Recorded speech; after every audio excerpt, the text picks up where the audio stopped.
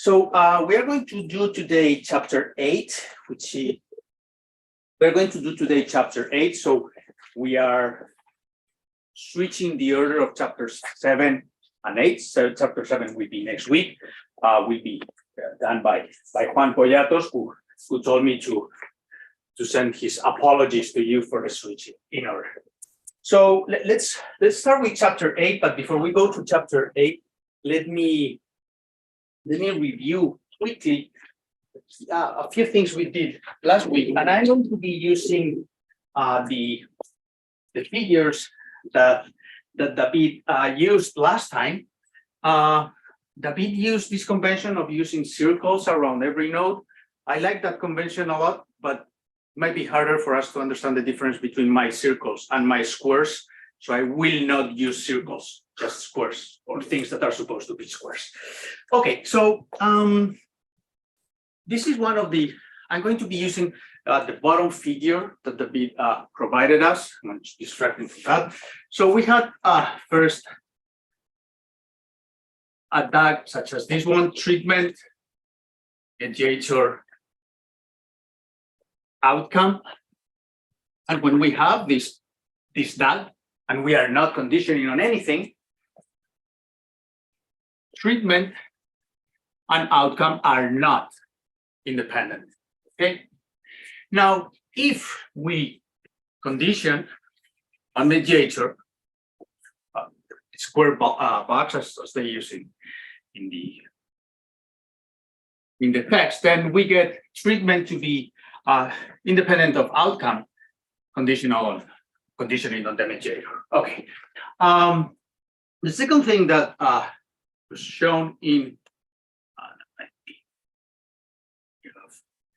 compounder, and then we have outcome.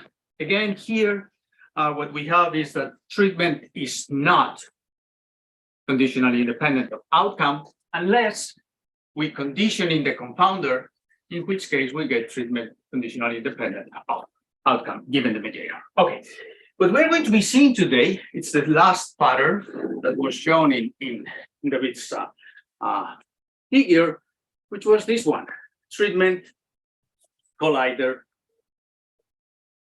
outcome. Now, the obvious difference here is that the collider is a descendant of both the treatment and the outcome. And here, in contrast to the previous patterns, here what we have is that treatment and outcome are independent,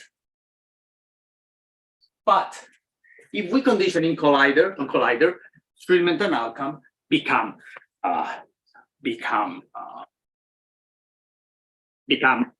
dependent. They are no longer conditionally independent. So this is what we are going to be covering today. This runs under different names. We will repeat some of these in today's lecture. This is often called informative censoring, differential loss follow-up, which are pretty much similar things.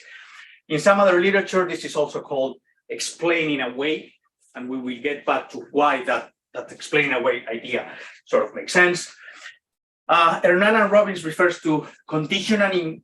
When you condition on the collider, you are like opening the pipe of association between treatment and outcome. The idea of explaining away is also sometimes referred to as this creates an association after knowing the collider. And in the medical literature, it's often referred to as Bergson's paradox. Okay, so this is what we are going to be dealing with. Let me write something because it's important to have the definition clear, which is it's going to come from at the end of section 8.1. They define selection bias, which we're going to be covering, as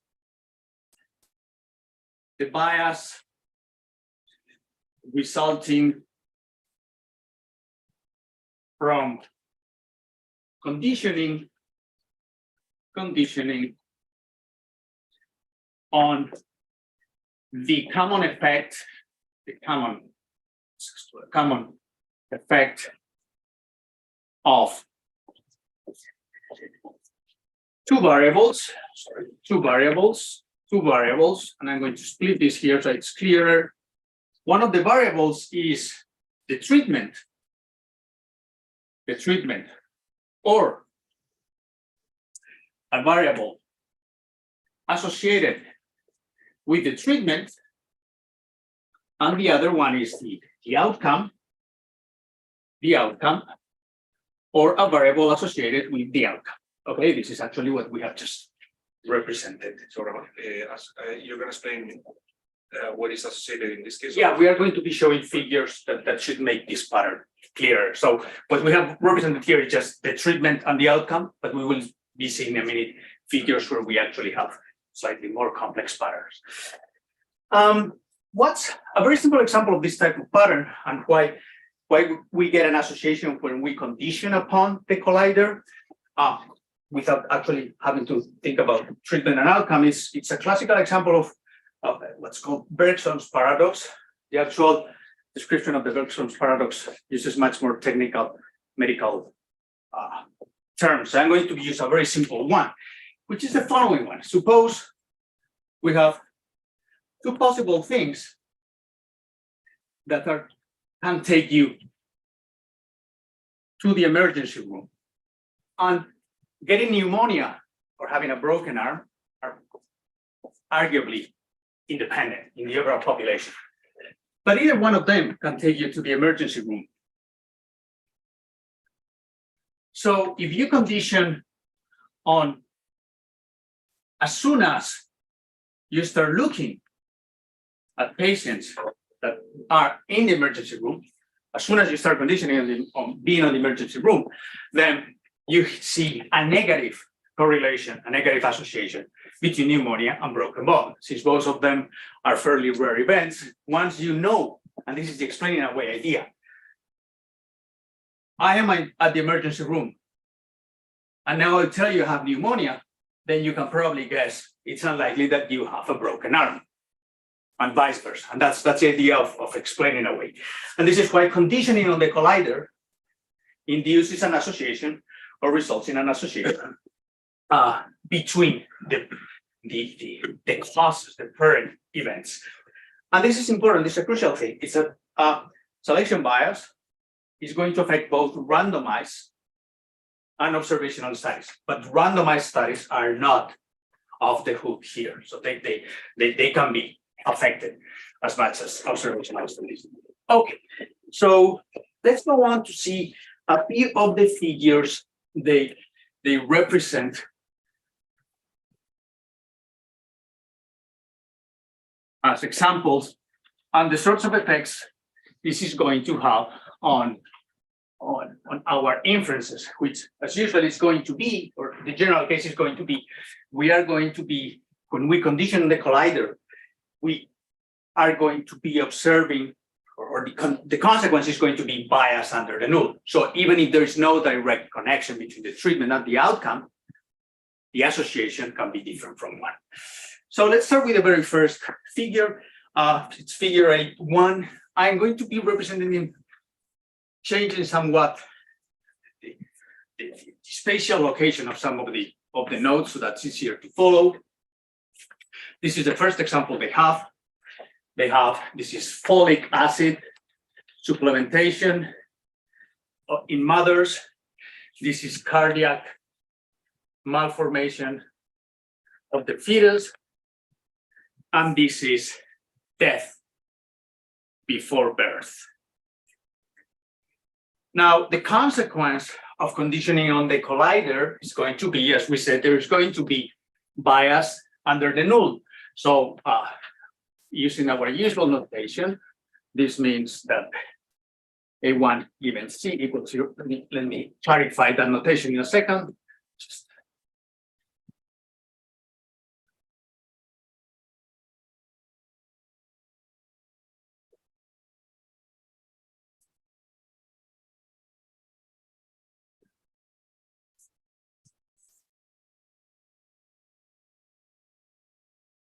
I wrote here C equals 0. This is the typical notation we use, particularly like in survival analysis and censoring.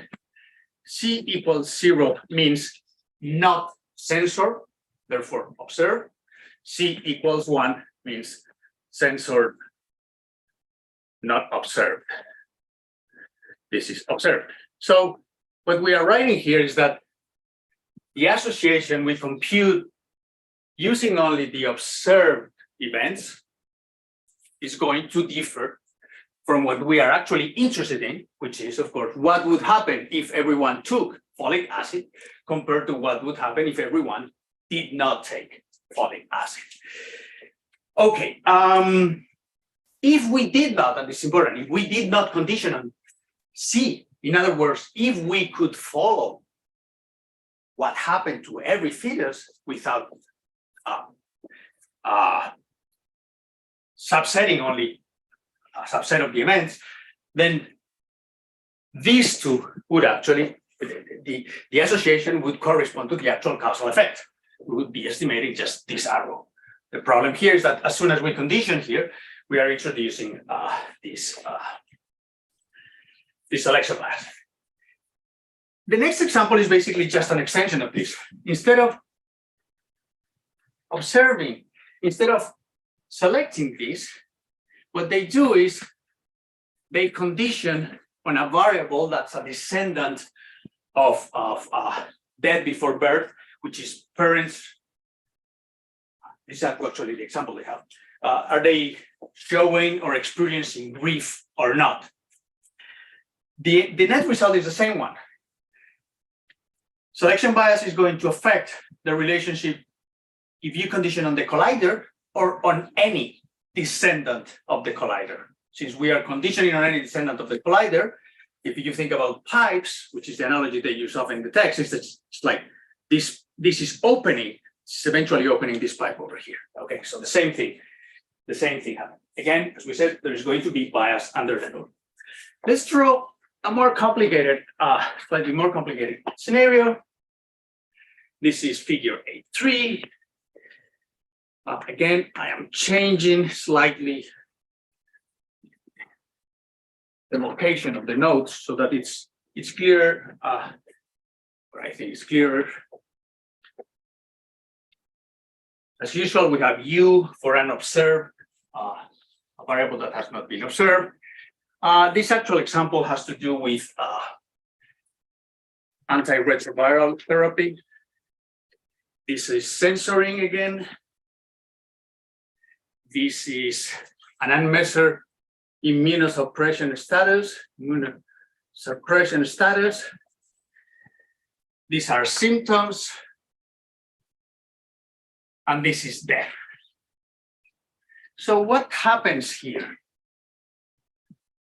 Here, C is actually one of the cases we mentioned before. C is actually a descendant of the treatment and a variable that's associated with the outcome, which is actually a parent of the outcome. So C is a descendant of A and of U, which is also causing U. Now, if you think about this intuitively, what's likely to happen? If you are not censored, one of the following two things are the most likely events. If you have symptoms, you are not being treated because the treatment causes symptoms that make you not show up at the follow-up. And if you are under treatment, you are unlikely to have symptoms. In other words, when C is equal to 0, when you have an observed event, when you actually, that person shows up for the follow-up, this is, you are likely to have people who eventually die, who have no treatment, and who do not die, and are under treatment. So you are actually seeing a positive association between treatment and survival without actually there being a direct effect. One of the things that they use repeatedly is the following. We can actually see if there is a path that connects A and Y, that it's not the path we are interested in. And we can, of course, draw it, and they are actually going to be doing that in the text. You sort of stretch it, put in a line. I guess that makes typesetting easier too. And here we go. This is what happened. We have, if we had not conditioned, we did not condition to C, there would be no connection, there would be no flow of association between A and Y. Why? Because that flow of association would be blocked at the collider. As soon as you condition on the collider, this is sort of like opening the pipe, and then there's a flow of association between A and Y. Okay, this is a logic we are going to be using repeatedly here. Yeah. And how do you deal with the unmeasured thing, the U? It's precisely because it's unmeasured, and we cannot condition on it, and we are not conditioning on L, that this is happening. Suppose, however, that we did the following. Suppose we condition on C, but now we also condition on L. Then we would have prevented the problem, because we are opening the pipe over here, but we are closing the pipe on L. If we do that, if we condition on if we condition on C, but we also condition on L, then there is no longer any selection bias or collider bias. Okay. By definition here, we cannot condition on U because it's unobserved. Okay. In fact, I think you can argue that this figure is overly complicated. I mean, we could have done this just for the sake of this. Okay, and this is a typical example of differential loss to follow-up. People are being lost when they are being followed in a different way between those who are treated or not treated because of symptoms, because of side effects, or because of their underlying immunosuppression status. That's differential loss to follow-up, or informative censoring. The censoring has information about who is what. Okay. The next example, I'm going slow here because I think it's important to get sort of the intuition about what's going on here. This is another one. It's another figure. Now we are conditioning on a descendant of this variable that is observed.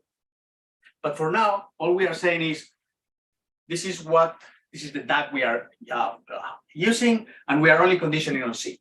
Now, this is again doing the same thing as happened before. If we condition on C, we are opening the pipe at L, because what is L? L is a collider. L is a variable that is a descendant of the treatment and a variable that is associated, actually, a cause of the outcome. So this is a collider, and we are conditioning on a descendant of a collider.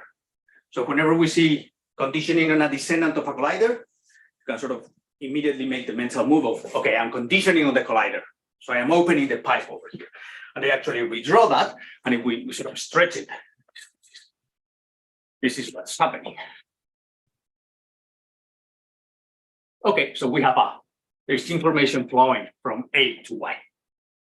Again, here, we could have prevented the problem by conditioning on L. But if we don't condition on L, because we are not aware of the problem, then we get this issue. Now, I'm going to, for the next two figures, the last two figures, A5 and A6, I'm going to use an idea that's actually discussed in section 7.1. And it's the idea of a backdoor path, which actually I think was mentioned also by David, and is closely related to the idea of D-separation on the technical or the fine point 6.1 or 6.2. And let me write it down, because this is a very interesting definition of backdoor path. They have on section 7.1, like the very first page of section 7.1 on the left, they have this definition of backdoor path. It's a non-causal path between treatment and outcome that remains when it remains even if all arrows pointing from treatment to other variables, the descendant of treatment are removed. So basically you take a dot, you go to treatment, you erase, you remove all the arrows leaving from treatment. And if there are any paths that connect treatment with outcome, that's a backdoor path. And there can be flow of association between treatment and outcome. That's not the causal effect you want to estimate. So the key idea is to focus on the path has an arrow pointing into treatment. Okay, so why is this relevant? They don't use this explicitly in figures 8.5 and 8.6, but I found it was easier to see what's going on, again, stretching the dot and seeing how information is flowing if we use this backdoor path thing. Backdoor path, yes. So this is figure 8.5. Now this is more complicated. This is actually going to be a full example of these sort of variables that are not directly treatment and outcome. This is W. Doesn't matter, but just to be faithful to the original. Now we are conditioning here on C, which is a variable that's a descendant of a variable W. That's actually a cos of A, and a variable U, that's a cos of Y. So this is fitting the most elaborate part of the definition of selection bias. Now, what happens when we do this? We can stretch the plot, and we actually see we have this backdoor path. Now, as soon as we see two arrows pointing into a node, we immediately know that's a collider. That's the defining feature of a collider. Now, the flow of information here would be blocked, but the problem is we have opened the flow of information through this backdoor path between A and Y. Therefore, when we compute the association between A and Y, that's not going to be the causal effect. It's going to be a non-causal association. Notice there's no direct arrow between A and Y. Okay. Figure 8.6 is like 8.5, but instead of conditioning on C, we are conditioning. Well, they removed this. I'm going to use another variable. Let's make this M. They are conditioning here on C, on a descendant. Again, this doesn't change anything substantially. We are conditioning on a descendant of a collider. So we make sure of the mental, we map this mentally to, okay, I'm conditioning on a collider, and I am opening up the path. Again, here, if we also condition on either L or W or U, if we could, we would have prevented the problem. The problem would disappear. But if we don't, we have opened up the path information, the flow of information. Okay, is this making sense? All right, okay, so then in section, because it's 8.3, they go over a verbal description of the different types of names, the different names of this problem. I'm going to go over this quickly because the description is fairly intuitive. So we have differential loss to follow up or informative censoring, the example we gave with HIV patients.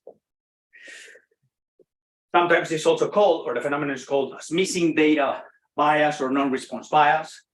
So who is not answering to your email, your massive email request? Maybe people who have behave in a particular way are answering, and the others who are systematically behaving in a different way are not answering.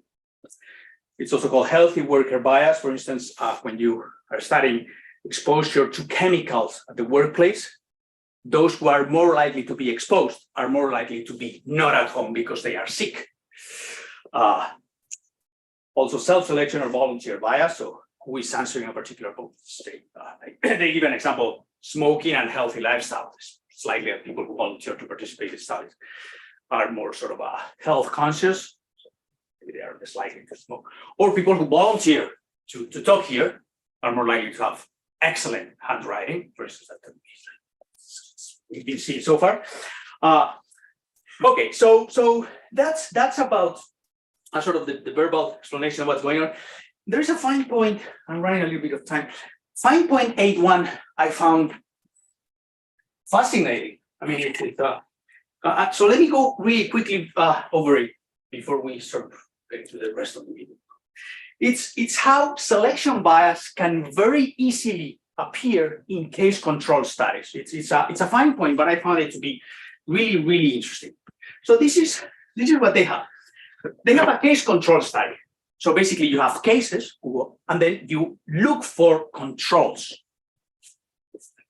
Those cases. And we are dealing with estrogen therapy, I guess in postmenopausal women, and heart disease. So this is heart disease. And Y is equal to 1 if you have it, Y is equal to 0 if no heart disease.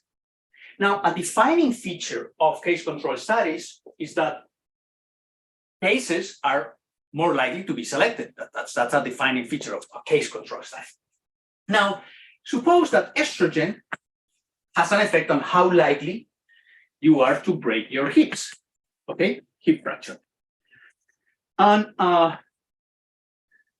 now, so the researcher first collects samples, women with heart disease, and then needs to find controls. And then decides to go to the control, to women admitted at a hospital, generally with hip fractures. So what's going to happen here? That in this study, the people, the women with hip fracture are more likely to be the controls. And since estrogen has a preventive effect on hip fracture, the women who are controls are likely not to be under estrogen therapy.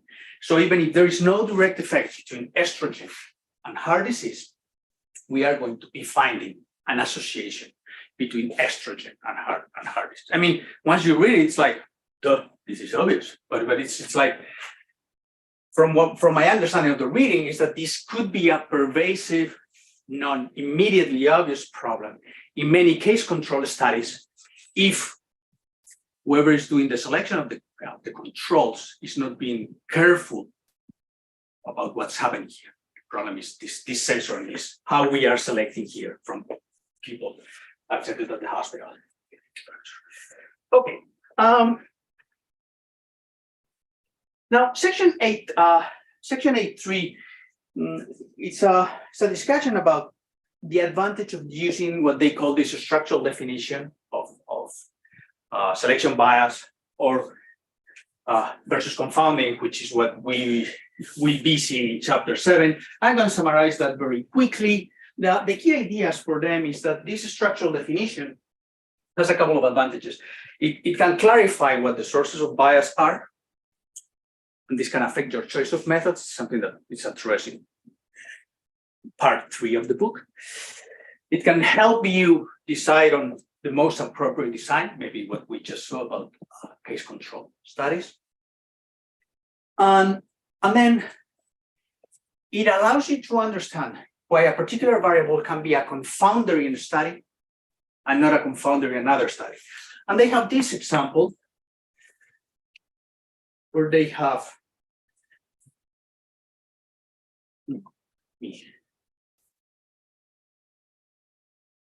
so this is a study on the effects of physical activity, being physically active, physical activity on heart disease. This possible censoring bias variable is whether or not you are a firefighter, which can be affected by an an unmeasured variable, which are sort of predisposition towards physical activities, and being or not a firefighter, or what you choose to do for a living when you grow older, might be affected by parental background. And the parental background, of course, is going to make how you are raised, blah, blah, blah, and also your probabilities of developing heart disease. So what they argue here is the following. If you do this over the whole population without focusing only on firefighters, without conditioning on C, there's no problem here. However, if you condition on firefighters, then you are introducing collider bias. And this is a variable that is a descendant of two variables, one of which is associated with outcome, the other is associated with the treatment. And then if you do this, then it turns out that variable L, which is the only other variable that's observed, U is an unobserved variable, it turns out that L would fit the definition of confounder. There's a funny part of the book where they define confounder. Confounder is any variable such that if you adjust for it, you remove confounding. So if you select only firefighters, L becomes a confounder, and it would be legitimately called like we are adjusting for the confounder, which is parental background. But if you don't adjust for C, then there's no need to adjust for parental background. Okay. In this section, they also have a very brief comment about why this terminology can sometimes matter, and they have a reference to a paper of theirs about Simpson's paradox, and they argue how part of the misunderstanding about Simpson's paradox arises from mixing from conflating the difference between common effect and common cause. Okay, so let's move on to section 8.4, which because it's basically sort of a preparation for section 8.5, which is so how do we deal with this? And they start with this example, which is this is a marginally randomized study where they are trying to understand the effects on death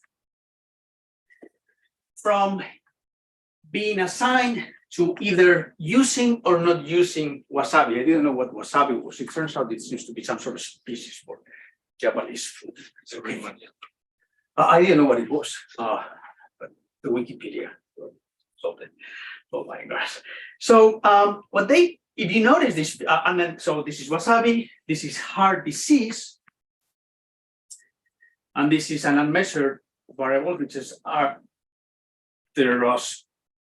sclerosis, which I don't know how to write or pronounce, but anyway, it's sort of a common cause of both heart disease and increased probability of death. I'm not going to go over the example in detail with all the numbers, but basically the idea is this is a marginally randomized study. They assign the same number of people to each group. 30 people randomly assigned to having wasabi, 30 people randomly assigned to not using wasabi in their food. If you notice that there are no common causes of A and Y. So there is no causal effect. A has no effect, no causal effect on Y. But it turns out that the censoring pattern is different. Of course, when we follow them up, we are just following them up, we only look at a subset of those. Some of them have disappeared for the study for whatever reason.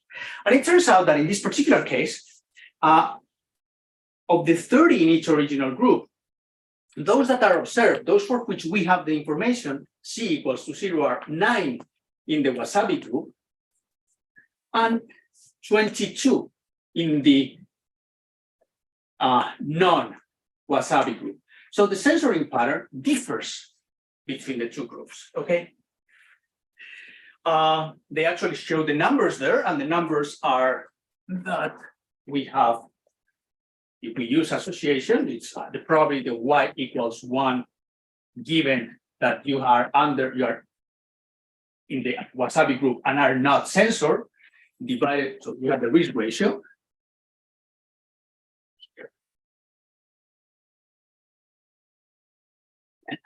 non-wasabi, and observed, they turn out to be, sorry, these are the observed individuals, not the dead ones. 4 out of 9 and 11 out of 22. And this number turns out to be 0.89, which seem to be suggesting that wasabi has a protective effect, even when it doesn't. So this is different from 1. 1 is the number that we should be observing. Again, what's happening here? There's a flow of association between A and Y through the conditioning on C. And the researcher is of course, conditioning on C. Now, what do we want to know in this example? What we are really interested in is something we already introduced before. What we would really want to compare are these two numbers versus, risk ratio, risk difference, whatever. But this is what we would like to know. We would like to know what's your probability of death, what would be the probability of death in the population if everybody had been taking wasabi, compared to the counterfactual of no one is taking wasabi. But these two, the risk ratio for these two quantities is different from the risk ratio over here, because this C equals to 0. Okay, so what would we want to do? What do we really want to obtain? And I think this is a key sentence here. We want, which introduces the inverse probability weighting we are going to see in a second, which is what we want to do is obtain a causal contrast that reflects what would happen if no one had been censored. You can think if we had been able to follow everyone till their death or till the end of the study, and we had perfect information about what has happened to them. So no one has disappeared from fraud one. And that's actually, oh, by the way, we can follow the logic here. It actually turns out that wasabi is protective because if you are assigned to wasabi, you are more likely to be censored because of side effects. If you have heart disease, you are more likely to be censored. So basically, conditioning on censoring induces a negative association between death and wasabi because of this. Okay.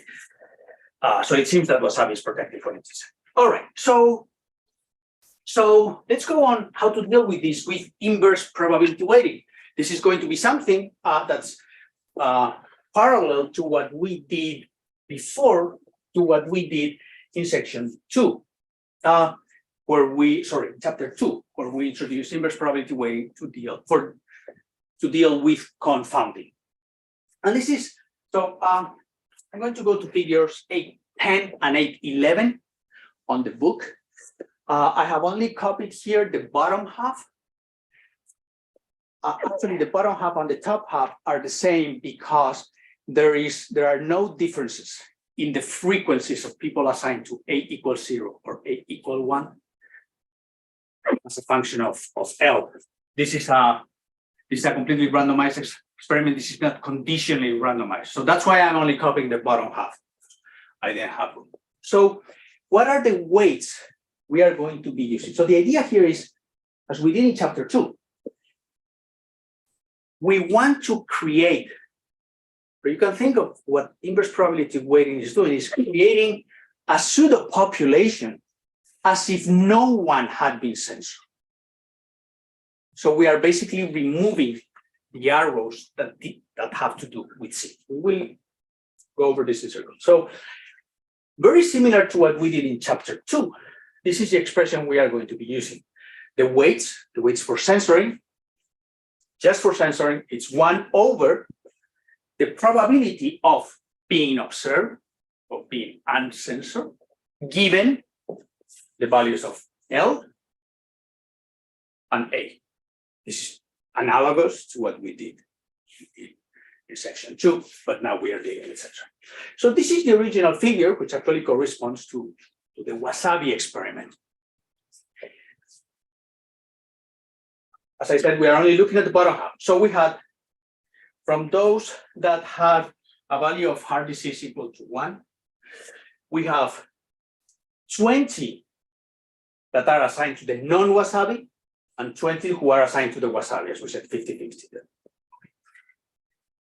Out of these 20, we observe 12. Out of these other 20, we observe 4. Yeah, that's correct.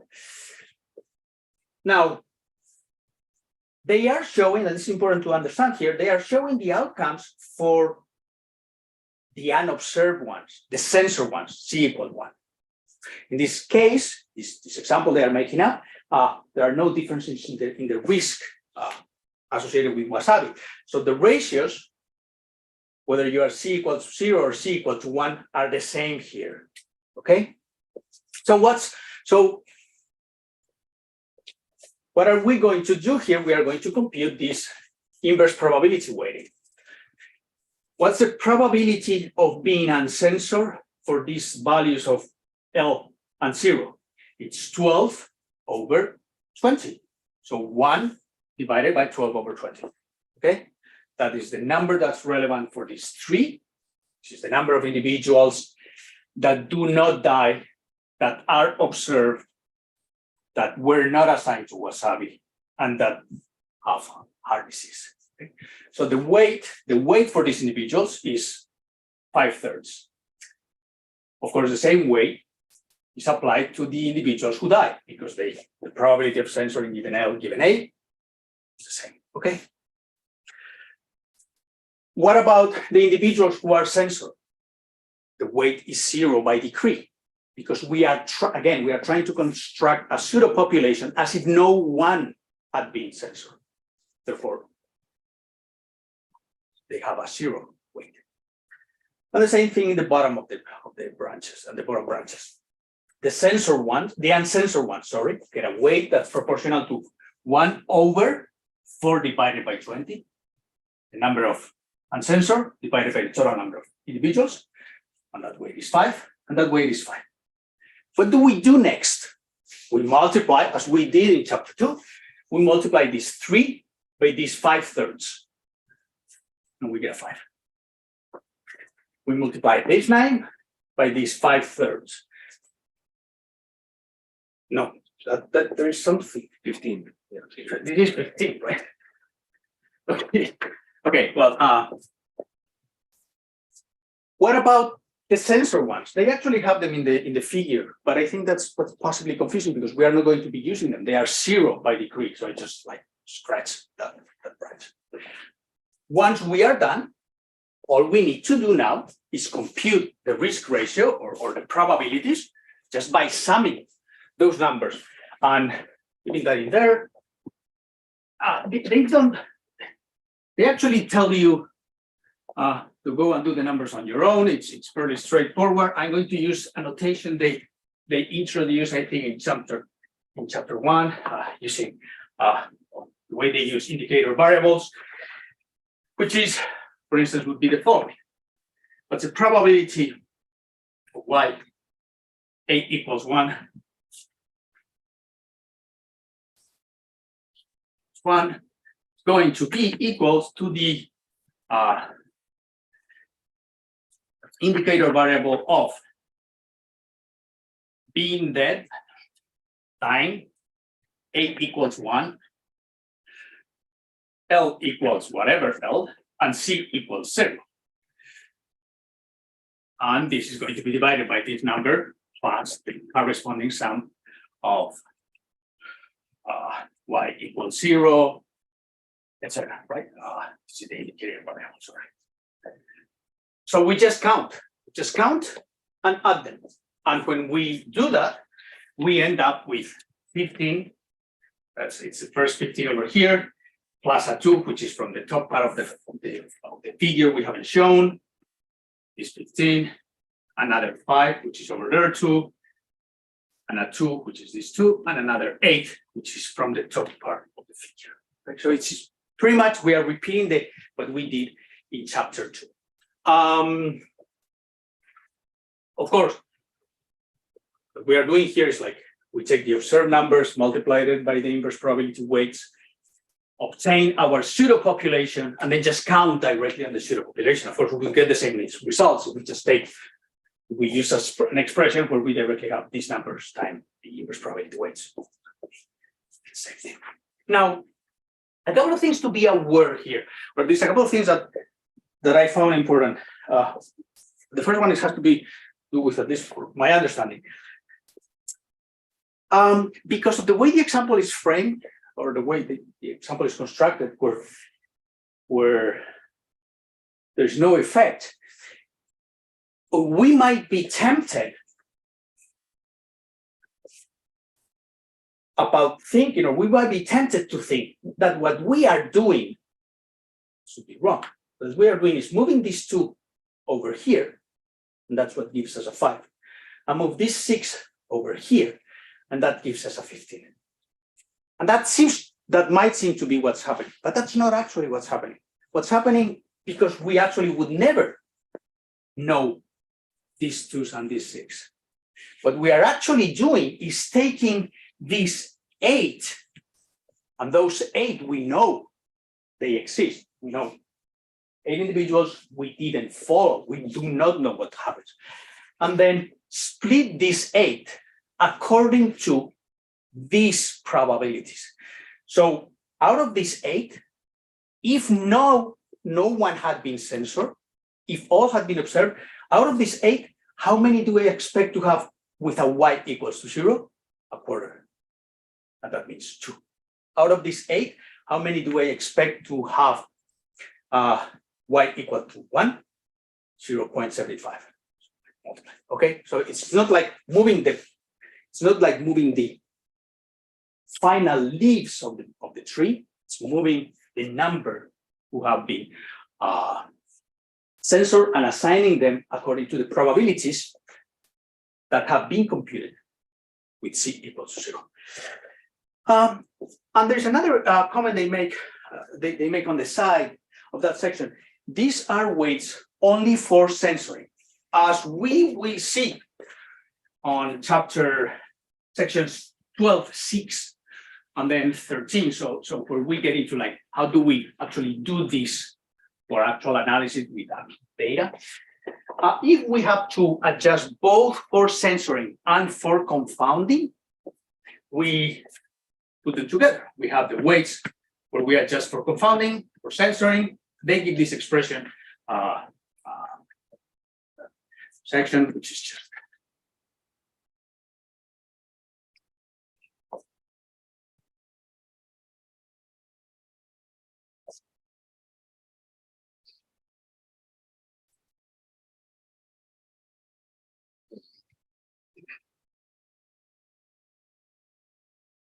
okay. Again, this is in section 12. The expression is shown in the chapter, but actual uses of the formula, etc., compared with them and a few additional comments are sections 12, 6, and 13. Why didn't we use this here? Because there was no need for this. Why? Because this was a completely randomized experiment. This was not a conditionally randomized experiment, so there's no need to adjust for confounding. Okay, but now the crucial questions, which we haven't mentioned, is like, why does this work? What are the assumptions for this to work?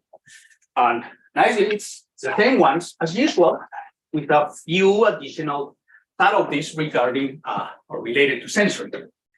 So why can't we compute inverse probability weights and expect it to work and give us the actual causal contrast we are interested in?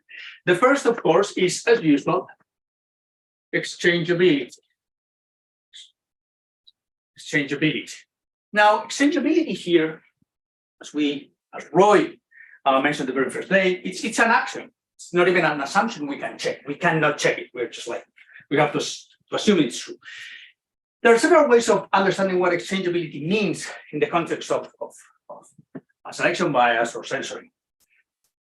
The first one is that they say so verbally, is that the expected value of the outcome for the different levels of A and L for the uncensored individuals is the same as the expected value of the outcome for the same levels of A, L, and C.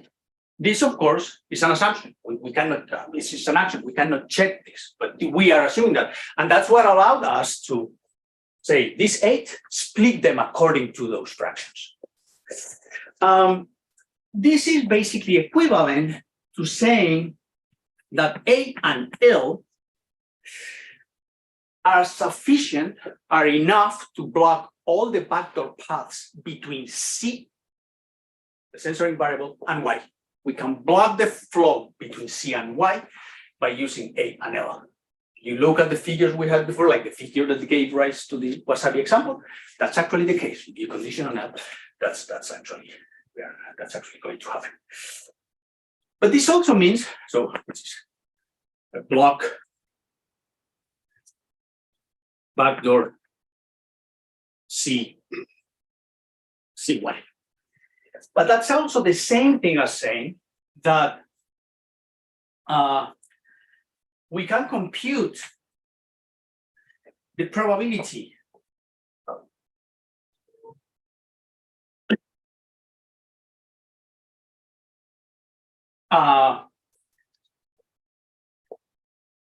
of being uncensored, conditional on A and all, and they say, and I think the all, no, that's it's not underlined, it's conditional on A and all the additional factors that independently predict both selection and outcome. That's basically L, the other part. Actually, in the text, the way it's written, it's that you can compute probability of being uncensored conditional on L. So the expression would not contain this, but I think it should contain it. This is for exchangeability. Okay. Now this is exchangeability. We had another 2 conditions. One is going to look similar to what we have written, but the motivation is different. The second condition is positivity. Positivity in this case means that the probability of C equals to, no, actually, this is where I think the wording in the text is not completely clear. The wording in the text suggests they are saying this, but I think it should be saying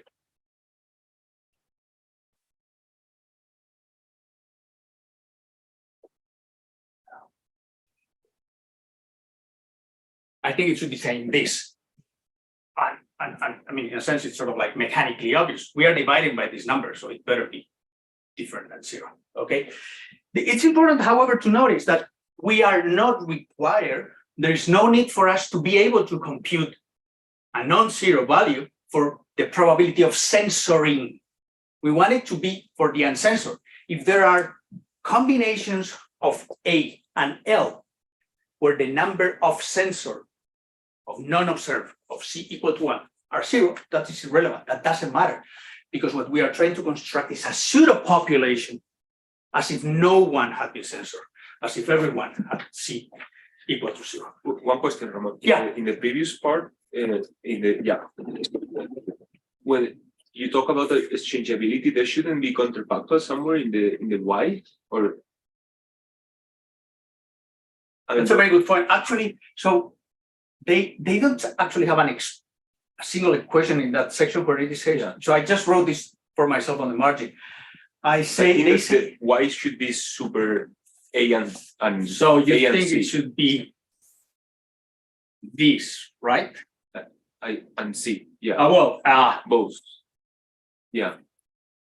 Yeah. I think I think you are right, because this should be the potential outcome. Yeah. Because it seems that like all that they are doing here is consider that the treatment is not only A but also C, consider C as a treatment variable, and then L is a confounder for C. So you would actually, yes. So let's rewrite this. Yes. So it's that's it. Yeah, you are absolutely right. So as soon as we are done, I will fix it in my notes. Yes, exactly, because these are the potential outcomes. We are referring to what would happen if. Yeah, thank you. And then the final condition, which is the same as using usually, is the consistency one, the well-defined intervention. And this is also an interesting point, sort of subtle, which is the idea of, remember, we said that consistency of well-defined interventions means that when we look at the data, we can sort of map what we are seeing to some sort of idealized experiment where we have well-defined interventions. That's why they also got into an argument of, when you are dealing with obesity, what do you really mean by making someone non-obese? So how does this translate to this case here? What they say is that the idea of no sensory is well-defined. We all know what it means. If we think about following someone, so we are doing this wasabi experiment, and we actually make sure we are able to record the data on what happened to every one of those 60 individuals. That's very well-defined. It's just like what happened to us in our particular real-life experiment. We don't have records for a bunch of people, but you can conceivably think of, let's get all the records for everyone. There's a different situation where people define, talk about competing events, and they talk about Alzheimer's disease and the risk of developing Alzheimer's disease.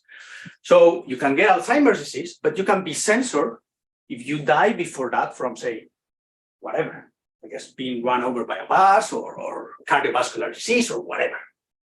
And they say that in that case, this doesn't fulfill the consistency requirement. Why? Because what do we really mean by a population where all other causes of death have been suppressed? I mean, you cannot even think of an intervention where that would happen. It's like no one is going to die of anything else. That's not possible. So the consistency requirement in censoring is a little bit more delicate and might not be well defined. When we have like competing events. Yeah. And then there's a final, there's a final interesting issue here. I'm just going to mention it quickly, which is if in the wasabi example, we can actually do everything using standardization, like we did in chapter 2, and the outcome for this example would come out to be the same. However, they talk about examples where standardization is not going to give you the right numbers. And as they say, this is the first example we introduced in the book where you can get it right, where you get it right using inverse probability weighting, but you don't if you use standardization. And one example they have is one we saw before, is for instance, this one.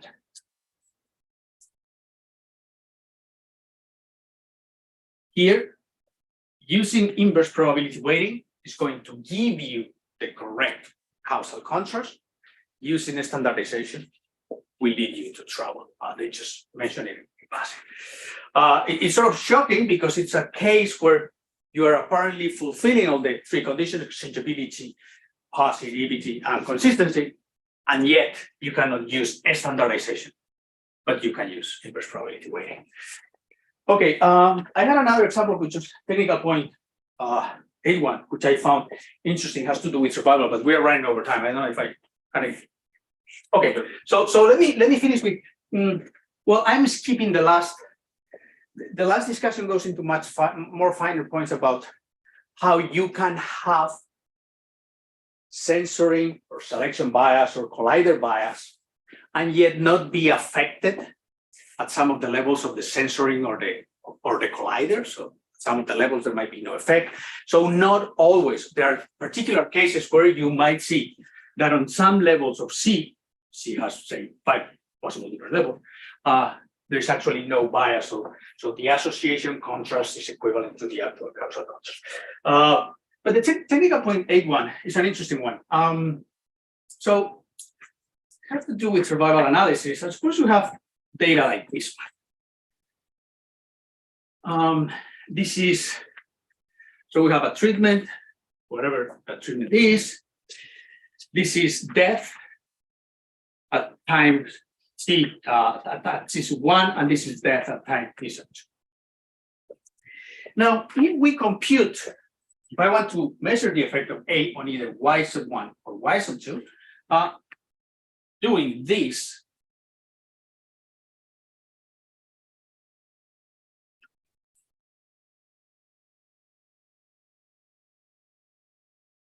is okay. And the same thing if I were to do this. Okay, they would be unbiased estimates of the effect of y of A on y2. Notice how, or y1. Notice that there might be a total effect of A on y2 that's acting through y1. Obviously, to be alive in time 2, you must have been alive in time 1. If you are dead in time 1, then immediately you are dead in time 2, because it happens later. Okay, so this is unbiased. But sometimes what people do is compute the following. Compute it as follows. And notice this. This is the difference here.